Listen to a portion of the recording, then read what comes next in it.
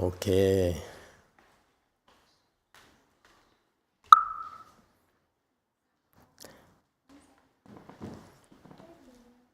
Good morning, everyone. Nice to see you. Thank you all for coming. We're here at Way Mountain Temple doing our Saturday morning chant class. Let's see. Does anyone have any questions? No questions? Okay, Nacho at DTT.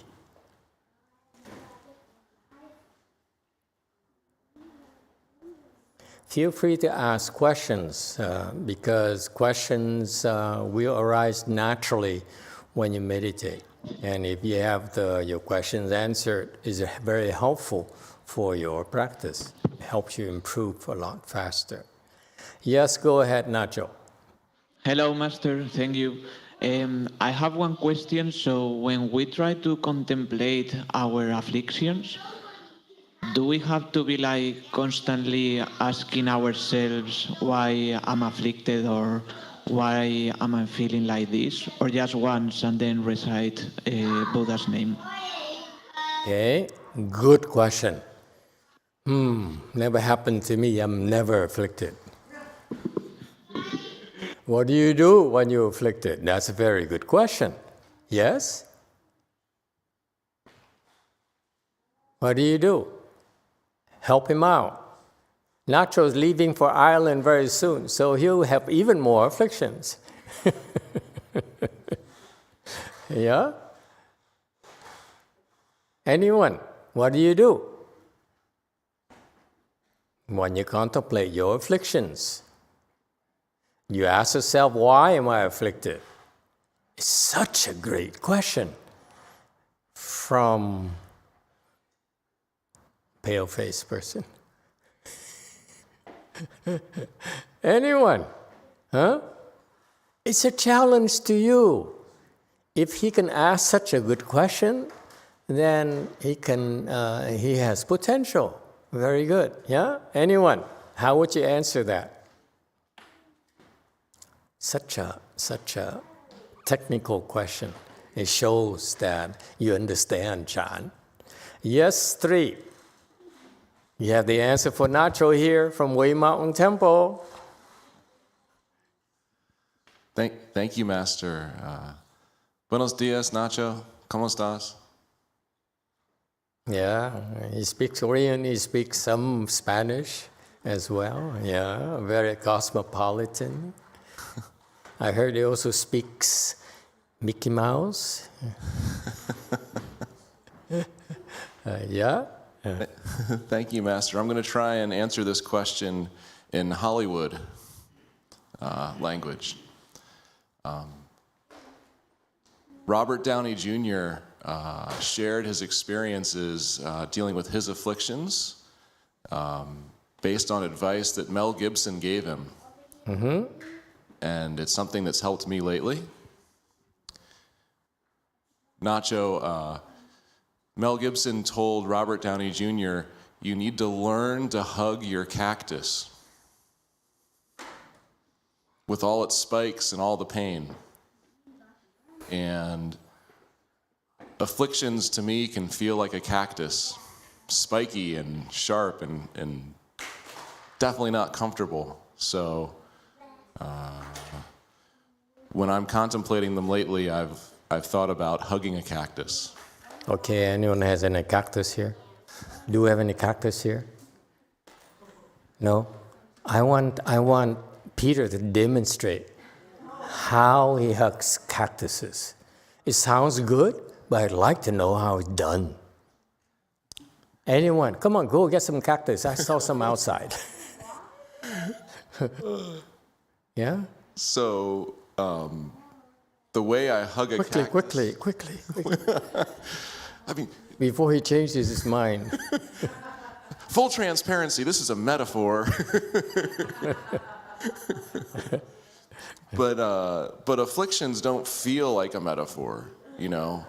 There you go. Okay, we found one. Thank you. Bring it up, Tim. Right here. Okay. Let's first do 2 phases. Number 1, use your hand to hug the cactus. Number 2, use your face to hug it. Oh, I'm getting sweaty. Okay. Which is usually what happens when I contemplate my afflictions too. Okay. The cactus. Okay, zoom in. There you go. The brave, white, pale-faced soul. See? Precisely my point. Okay. Right. Oh, yeah, this is the process. People are very good with talking. Chan is not about talking. When you're afflicted, how does talking help at all? Not much. Thank you. Okay, that's my point. My point is that it's along the line of natural asked. When you're afflicted, when he's afflicted and he's contemplating his affliction, he says, I'm really afflicted. Then what is he supposed to do? Is he supposed to look at the cactus? Is he supposed to ask why? Oh, yeah, so only to follow through. So hugging a cactus hurts, right? Contemplating our afflictions hurts. So learning not to stop, to accept that pain and that it's okay is, that's the cultivation part. Okay, but he's asking, why are we hugging our cactus?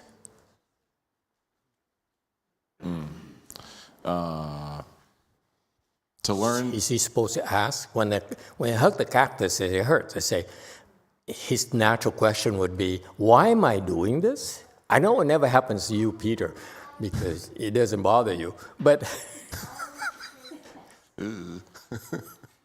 that's why I was hoping you would demonstrate to really prove that it doesn't bother you at all. Yeah. This cactus doesn't bother me whatsoever. It's very small, and it's kind of soft, honestly. So hugging this cactus, I can put my arms around it. And, can we do better?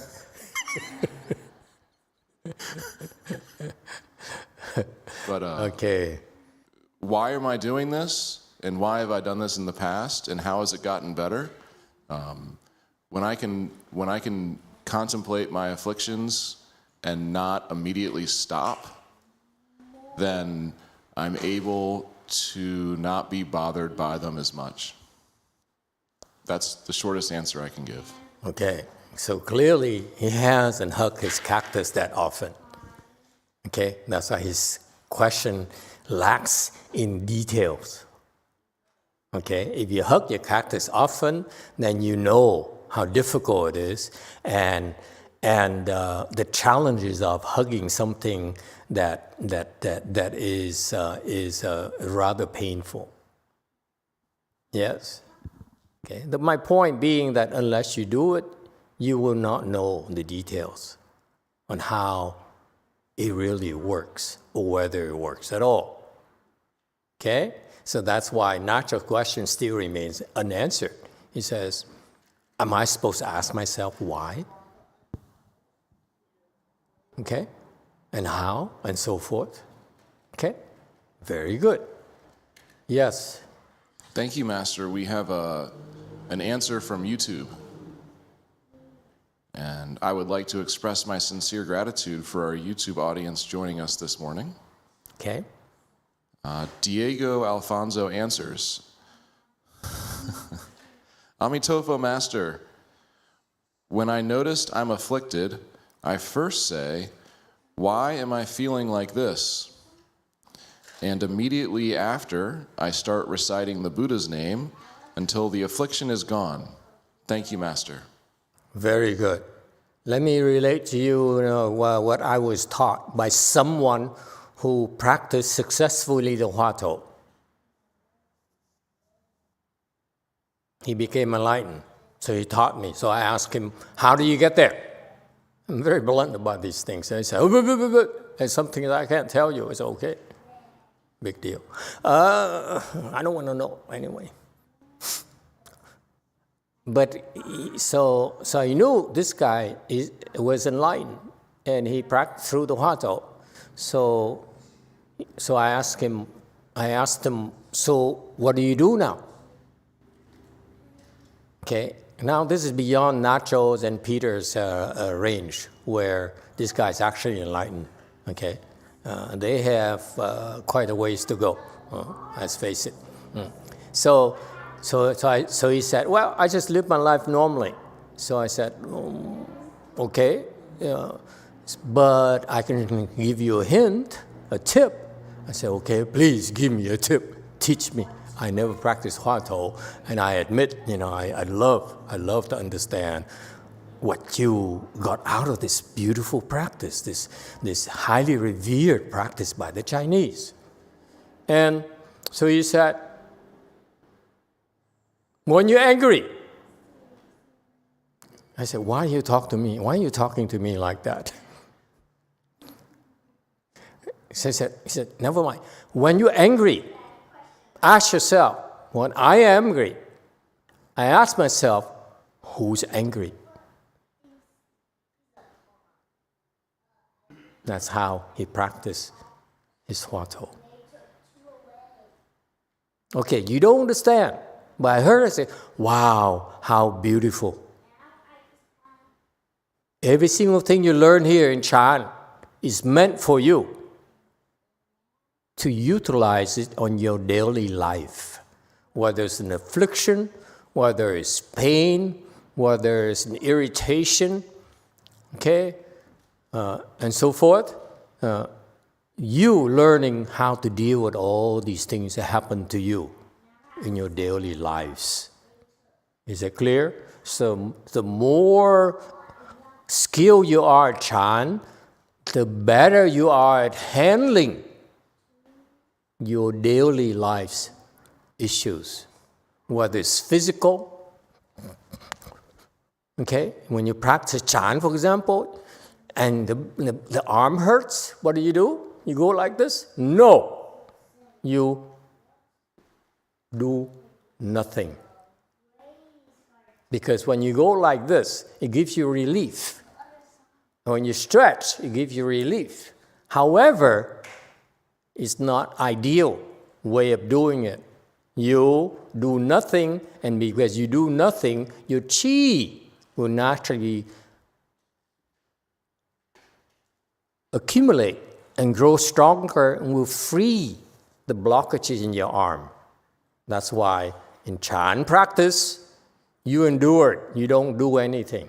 If it really still bothers you after you sit, you can come and ask us. We can give you some free oil that will help that problem a lot quicker than on your own.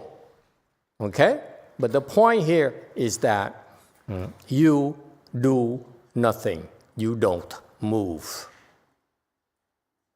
Do we understand each other? Very good. Okay? It's along the same principles that Nacho asked. If you're afflicted and you contemplate your affliction, that's very good. You're afflicted, if you can meditate to work on your affliction, do not ignore your affliction if you can. Point number one, lesson number one. Is that clear? Do not ignore your afflictions. You ignore afflictions, it builds up physically in your body. Okay? Number two, meditate, you don't ignore your affliction, meditate to resolve your affliction or lessen your afflictions. Okay, point number two. Point number three, that's what Nacho asked. What am I supposed to do when I meditate? Do I ask myself why I'm afflicted? And if the answer is some of you who subscribe to, like the guy who taught me the Huatou, who says, just ask yourself who's afflicted, then I would advise you not to do that. Let the Hoa Thổ people do it their Hoa Thổ way. We don't do it. What do? We don't ask why I'm afflicted. That's a very key thing. If you're afflicted, you take a cactus tree, a cactus thing, and you rub it against your face.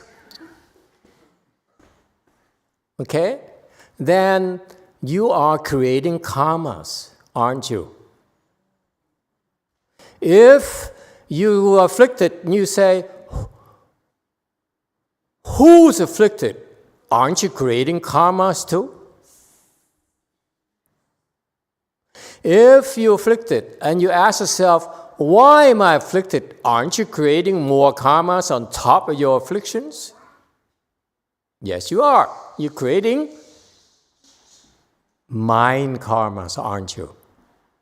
So that's why the guy who taught me the Hoa Thổ, his level is not that high yet. That's why he taught me the wrong things. Okay? The person who taught you about the cactus thing, okay, should stay in Hollywood. Got that? Okay. So what do? When you're afflicted, you look at your affliction and say, I am angry. I am angry. And don't even bother asking, why am I angry? Just says, acknowledge you are angry. That's all you do. Look at your anger. Say, I'm angry. Look at your anger and look at your anger. That's all you do. Is that clear? Don't ask yourself why. Because what am I teaching you? I'm teaching you to become single-minded with your own affliction. The only thing in your mind then is just your affliction. I'm angry, I'm angry, I'm angry, I'm angry. That's called single-mindedness that we try to get to. Okay? Stop wandering into why am I afflicted? How did this happen? Am I a good person or am I a bad person? Huh? Bao Bao, are you a good boy? Are you a bad boy? See? You're not a bad boy. See, you have a conversation with yourself. That's what happens when you ask questions. Is it clear? Master, you're funny. Ah, thank you. You got that? See? So that's why don't even ask yourself, why am I afflicted? You just said, I am afflicted. Just look at your affliction. Look at your anger. That's all you do. Look at your greed. I want to have beer. Anyone? A hot day like this morning? Mèo come? So you only look at your affliction.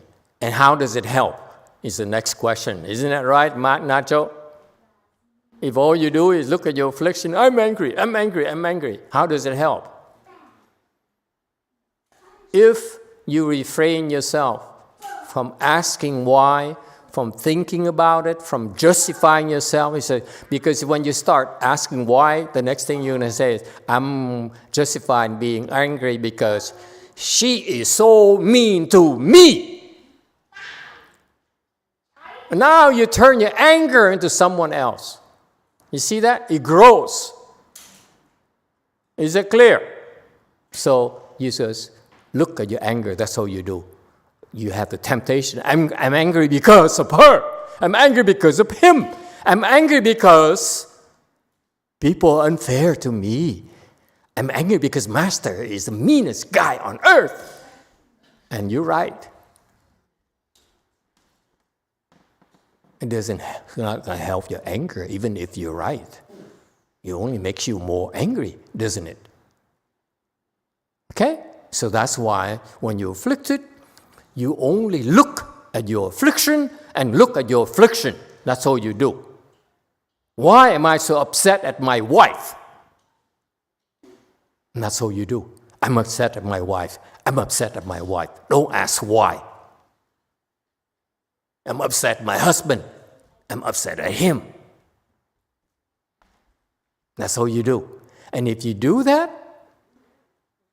you become single-minded, you resist the temptation to go into why, okay, and how, and when, and all the various natural thoughts will cross your mind, okay, when you're afflicted.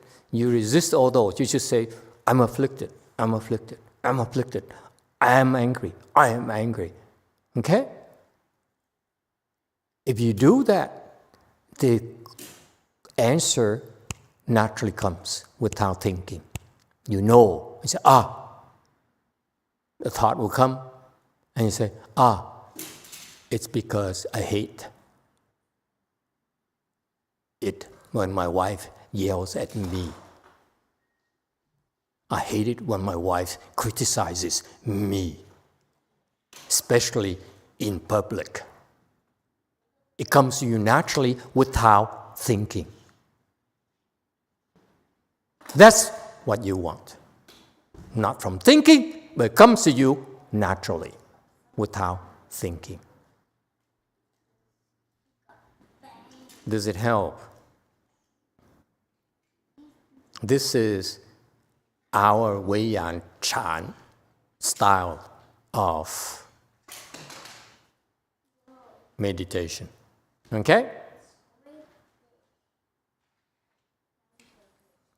Great question. Anyone else has any questions or comments? Okay. Yes, 3. Thank you, Master. I know across the country, it's getting really hot, and here in Southern California, I'm seeing people act differently in the heat. People are getting really sick and dying in some cases, extreme cases, but generally I'm seeing people very agitated by the heat, and I'm wondering if there's anything I can do for myself to help me cool off when I'm feeling afflicted by the heat. Okay, when you're afflicted by the heat and you cannot sit there and look at your affliction, what do? I found one way I'd like to share with you. I take a shower. I jump into the swimming pool. Yes, in the back. Master, what can we do when we at night we got mosquito bite? Mosquito bite? Yeah. I swat at the mosquito. How dare you? I'm meditating. Don't you know how important this is for humanity?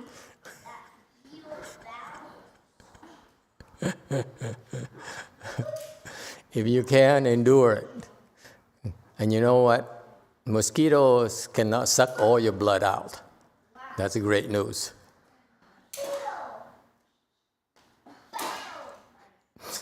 I used to enjoy it. The mosquito sucking my blood. I watch it, see how his body swells up. It takes on a pink color, and then orange color, and then red color, and then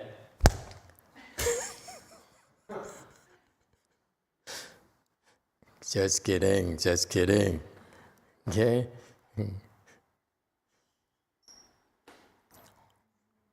And I say, die, you mosquito. I'm kidding. Okay. All right. Let's learn from the sages instead of me, spilling my nonsense to you. Okay? Let's go to the Song Enlightenment and speak a little bit about words of wisdom. Okay.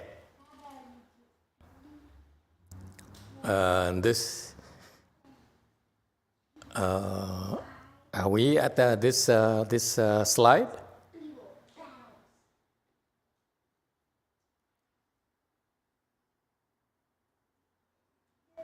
I thought it was 68. Is it 69?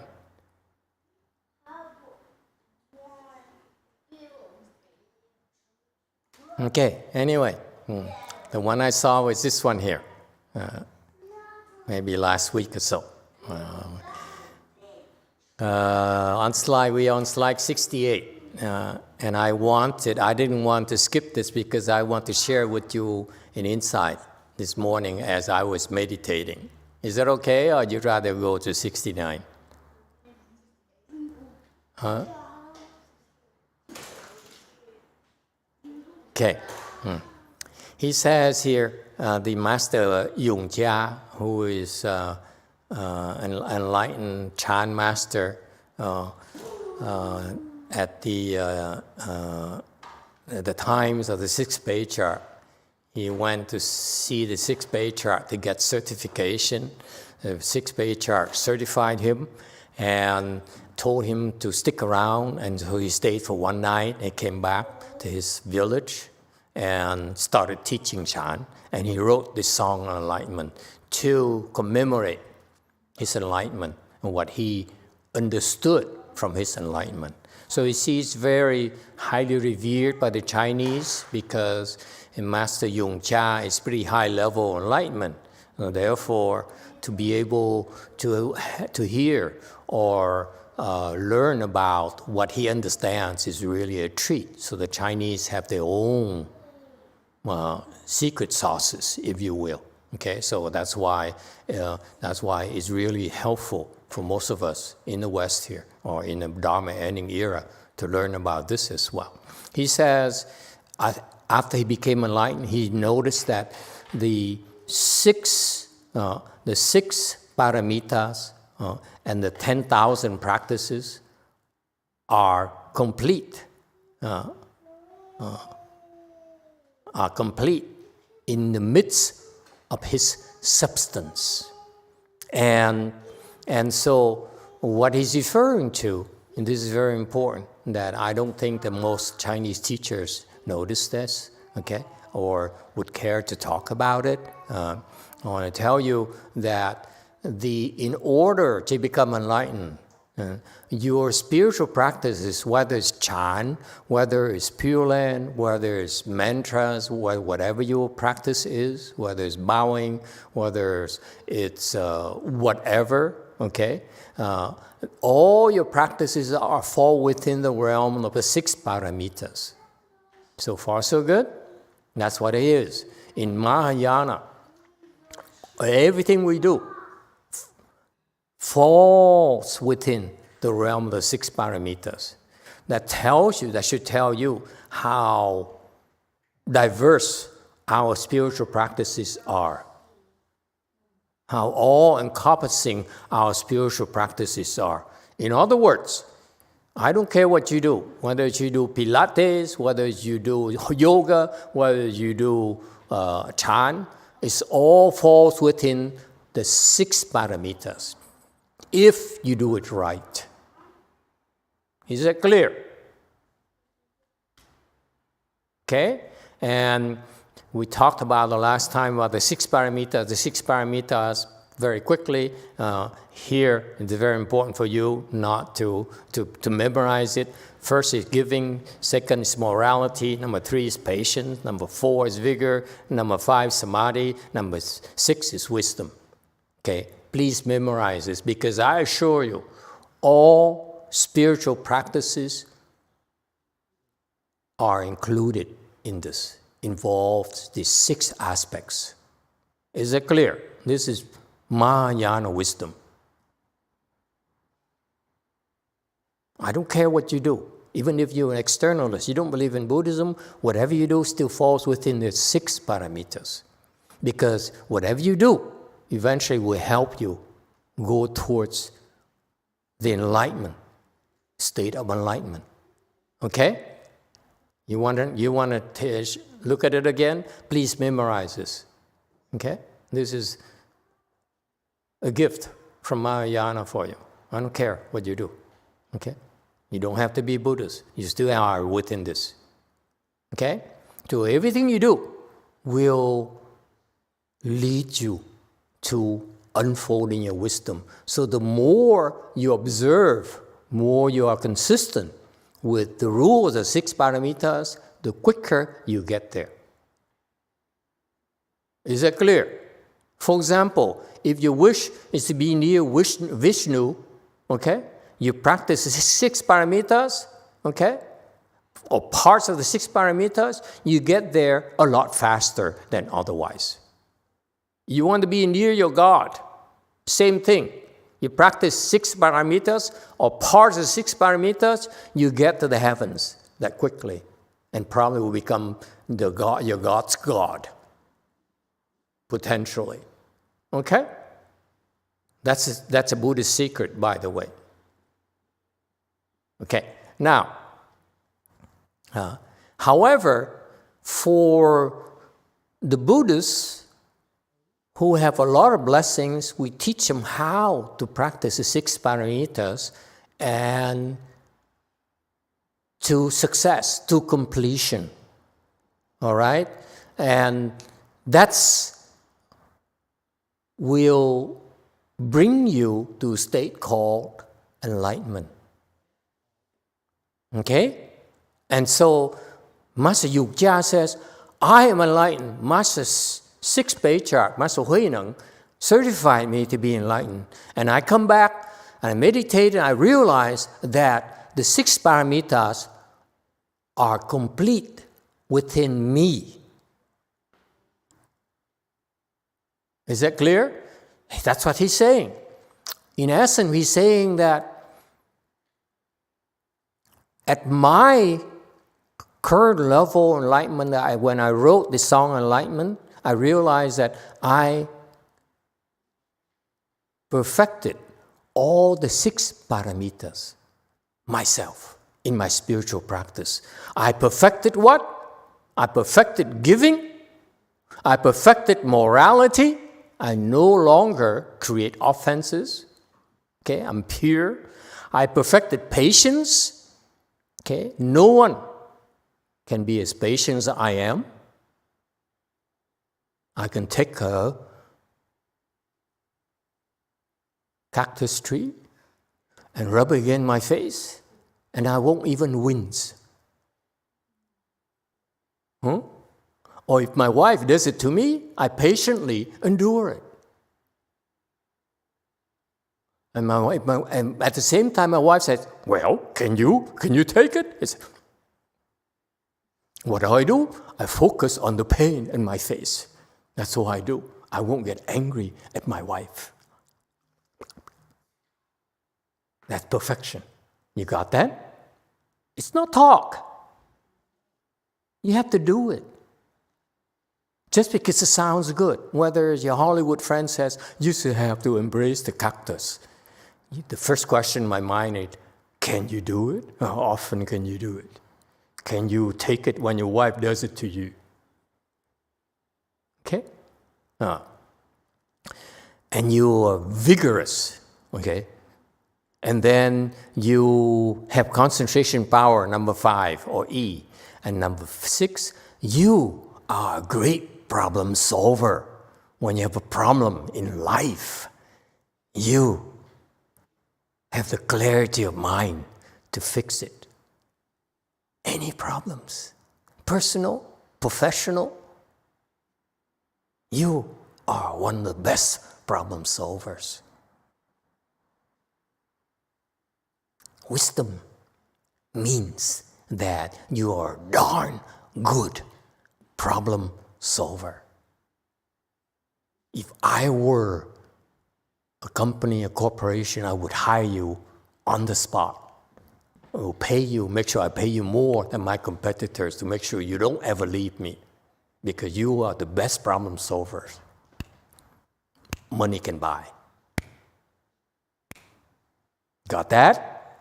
Hint, hint, corporate America. Find someone who's enlightened. Pay them what they pay. This is why, for example, Mr. Buffet, who's enlightened, when he needs to pick out the stocks, he can do it better than most people.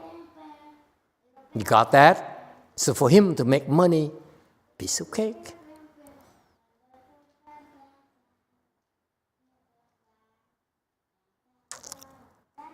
You're not impressed. You think that enlightenment is something that is so far-fetched, is usually useless. No, not at all. You have wisdom. Enlightenment means you have wisdom. And you apply the wisdom to fix any kind of problems you have, including picking stocks. And you will be doing much better than the unenlightened people, which means all of us. Got that? Okay. So he says, he came back, Master YongHua came back, and he says, wow, I perfected the 6 paramitas. I can practice giving without any hesitation. I am a pure person. I do not commit offenses. I don't harm people. I have no harming thoughts. Number 3, I'm very patient. When things are difficult, I can endure it. Number 4, I'm vigorous, meaning that I work and work and work. And I have so much energy that I can work and work and work. When others need to take a break, I don't. That's vigor. It has practical applications. Number 5, samadhi. I can concentrate to the exclusion of everything else. I don't get distracted anymore. Number 6, I have wisdom, meaning I am able to do great good for society. I'm no longer selfish.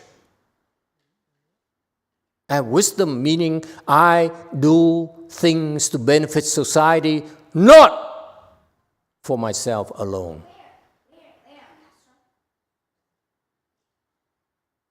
Is that clear? So Master YongHua says, wow, that's me. So far, so good? He says, my being, okay, who I am, is that I have perfected. I am today here, who I am is that I perfected these 6 paramitas. For your information, enlightenment does not require you to perfect the 6 paramitas. But he says, I perfected the 6 paramitas. Okay? Meaning that his level is pretty high, and I confirm it. The Chinese didn't want to confirm it for you. You read all the explanation of the Song Enlightenment from the Chinese, including Master YongHua. He did not go into this. I'm revealing for you, it's true that Master YongHua's level, at his level, he can claim, it's true that he has perfected the 6 paramitas. So this is true. Therefore, this reaffirms for all of us that his Song of Enlightenment here, what he wrote here, deserves to be revered because he gives us tips into that aspects of life, of cultivation that you don't have, that you don't understand. That's why it's so revered. That's why it's so highly respected. That's why it is a privilege to be able to hear about it and learn about it. A superior state of enlightenment.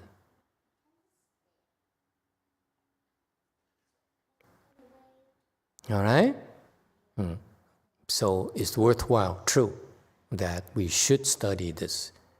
It's not bad, okay? It's very hard for you to be able to perfect the 6 paramitas. It's no easy task. It's very difficult. 6 of them, not just 1. You become enlightened, you only need to perfect 1. That's all you need to do. Perfect 1. That's all you need to do. All right. Next. So you agree that I should reveal you this insight here because the Chinese will not reveal it to their own kind. Okay? Number 2, 69. In a dream, very clearly, there are 6 destinies. And he says, in a dream, very clearly, meaning that that he refers to the fact that for us, unenlightened people, we are living in a dream. And in our dreams, in our daily lives, we see the 6 destinies. We see the 6 destinies of unenlightened people, meaning the hells. We suffer, even right now, as we are alive. Okay, we can experience the sufferings of the hells. You can try to have a glimpse of that by going into a prison. I did. It is a different world, and people are going crazy there. I visited the prison. I wasn't there. I was there only for 1 or 2 hours at a time. Okay? And that's enough for me to say, I am glad I'm not here, because I don't think I can make it. Okay? It's hell. But that's nothing compared to the real hell that you will experience, that I've sent people down.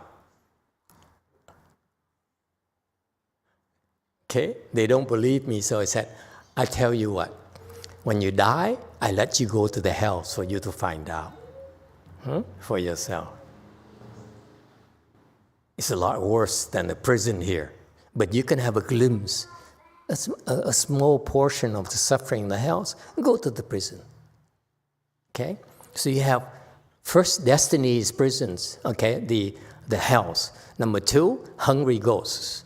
Hungry ghosts, when those you who have fasted and you are at times where you are so thirsty, the first 9 days, okay, you are experiencing, you're getting a glimpse of how much suffering there is for the hungry ghosts to go thirsty and hungry. First 9 days, you ain't seen nothing yet in terms of hunger. When you go to 18 days and more, the hunger is horrible. Okay? Then you have the animals realms, okay, where you basically are treated with utmost disregard and despise, okay? You treat it as if you're stupid, okay? And you cannot help yourself. The 3 realms, the hells, hungry ghosts, animal realm. Once you get in, it will take you a long, long time to get out. So typically, this is a path. You go to the hells. Like I've sent some people to the hells. I'm proud to tell you that, to prove to them, to teach them a lesson.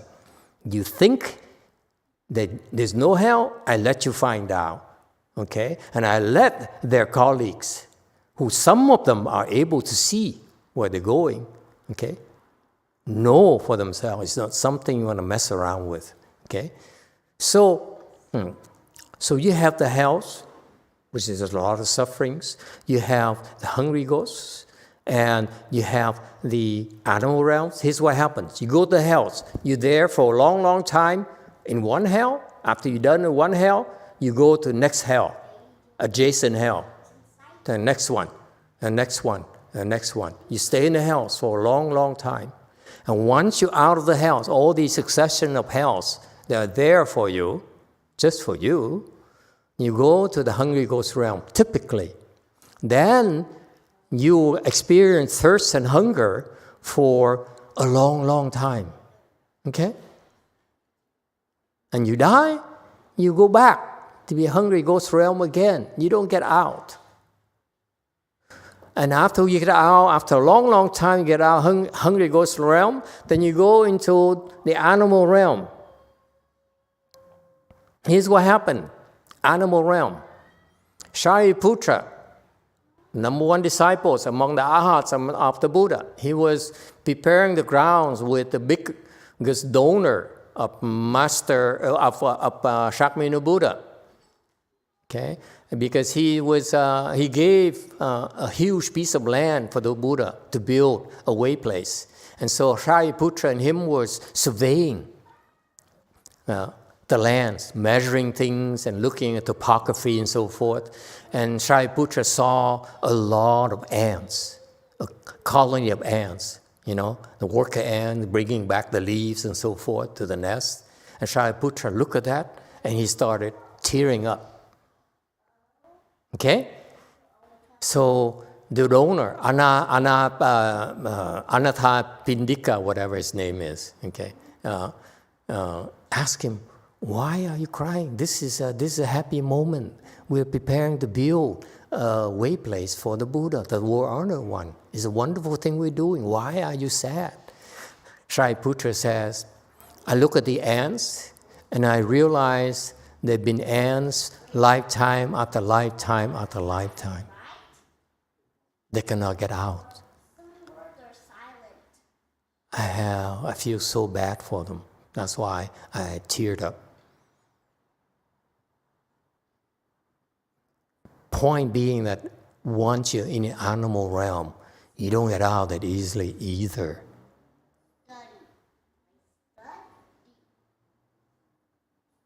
Okay? So in the dreams, in the real life, right now you have a human body, which is one of the 6 realms. You think you're okay, but you don't realize after you finish with this human body, most likely, most of us will fall to the 3 lower realms. Most of us. No 2 ways about it.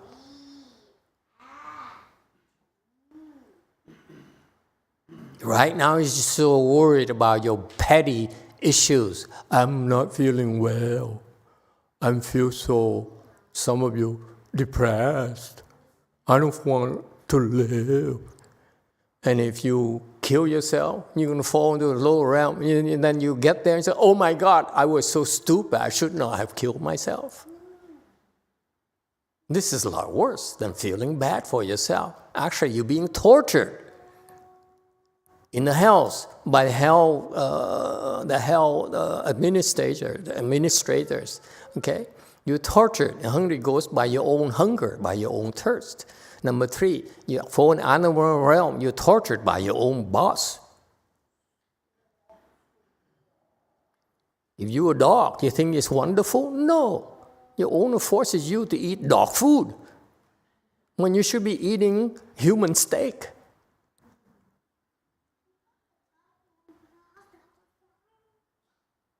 Okay? And so what people don't realize, Master YongHua says that to people, to living beings, our existence is but a dream. We don't realize it. In our dream, we cycle through the 6 destinies, the hells, the hungry ghosts, the animal realm, the asura realm, the living beings realm, and the God's realm. We keep on cycling through in our existence, and it's but a dream at all.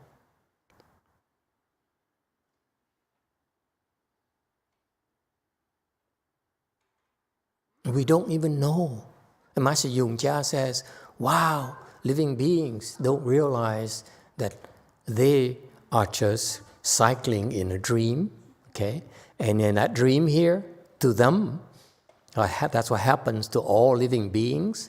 They revolve in the 6 paths of the gods, the humans, asuras, animals, ghosts, and hells. 6 paths, that's what we do. We lose a body here. As I said, after we lose our human body, we cycle through again, one of these 6 realms. And most of us will not make it back to human realm. Most of us. Over 90% of us will lose our human bodies. That's how scary it is. It's no joking matter, folks. He sees it. He says, wow. Everyone is living in a dream, and they're so proud of it. They cling on for dear life as if it's the most important thing. They don't realize it's but a dream. It's not real. and tell them, they don't believe. However, after enlightenment, okay, once you become enlightened, everything is empty. And the world you live in, the galaxy here, is empty as well. You're free. You wake up from your dream.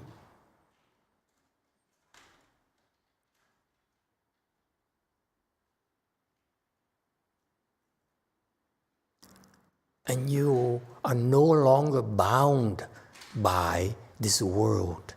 That's what he means by there is no universe. You no longer think yourself, I am Korean. I am woman. I am LGBTQ. You're free from all those labels.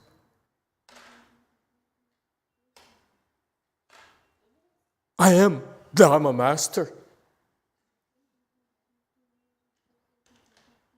Yes, one. Master, if this is a dream, why is there suffering? Are you 11 years old? In the dream, do you have fun? Bigger. My mom is, 18 years old. In a dream, do we have fun? Do you have fun? Sure. In a dream, do you have pain? No. That's why it's a dream. It's not real. So, for something to be... You never had a dream when you were sick? When you were sick, you were having a fever. The closest thing I've Go back. Don't talk. Go back. No. To the time when you were having a fever. Okay? That wasn't dreaming, laying in my mother's arms. No. Thinking I was real sick. No. You were having a fever and you passed out. Master, I always have Did you experience fun or did you experience pain and suffering? Pain and suffering. Yes, sir. Thank you very much. In your dream, that's precisely my point. Because I know when I was sick, I have fevers, okay? I passed out. And my dreams were not very pleasant. I was pursued by all sorts of strange animals and beings. I saw a big elephant coming at me, and I became smaller and smaller and smaller, and he trampled me. Or, I don't know about you, and please don't laugh at it, or I would see a needle, a syringe that doctors use in Vietnam, and becomes bigger and bigger, and it's poking at me. And the needle becomes gigantic. I still remember those dreams. It's very vivid in my mind. It's never something I can ever erase from my memory.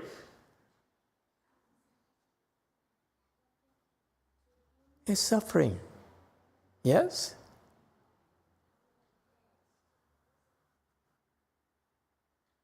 There's nothing compared to when my wife left me. That is suffering. Yes, too. Master, what's an asura? Because you said you're an asura before. Asura is someone who likes to pick a fight. What do you want? So it's a person that just likes to pick fights. No, it's a being. It's a class of being called asuras, but those beings can exist in the animal realm, in the human realm, in the God's realm, everywhere. Okay? There's a class of beings called, a path called asura path. Okay? They're very similar to the God's path, but God's path is fun, asura is suffering. Okay? Humans in between. Okay, and so, however, in the six paths, you can separate them as six, but actually they all exist intermingled as well. So, as I said, in the human realm right now, you think you are not scared of the hells, go to prison. That's a precursor to the suffering you see in the hells. Okay? If you don't think you're not afraid to be animal realm, okay, at the risk of being racist, become a slave. You see what it's like to be in animal realm. All right? So you see, the suffering, even in our human realm, has the 6 paths. Advantages and disadvantages. All right? So for example, rich people, they have the advantages of experiencing the good things in the God's realm, where they actually think they're God. Sound familiar? Donald really thinks he's God. I'm above the law. Huh? You see that? So that's a God complex. So the Asura realm is typified by a couple things. Women Asuras, very pretty. And they like to pick fights. They love to pick a fight with you. Okay? That's women Asuras. That's why they're so irresistible. You marry an Asura, so, oh, you're so pretty, I want to marry you. After you marry her, what happens? Let's have a fight to keep her happy. Okay? Pay attention, people. Pretty girls. Okay? Before you marry them, make sure that if they're Asura and you know what to do with them, keep a fight. Pick a fight with them, that's how you keep them. Okay? So far, so good? You don't think it's important. You don't have these tips. You say, how come my wife always picks a fight with me? Because she loves you, idiot. If she didn't pick a fight with you, she would leave you. She would find someone else to pick a fight with. Don't you get it? Okay? And so that's for women. Pretty and like to fight. And know anyone who's like that?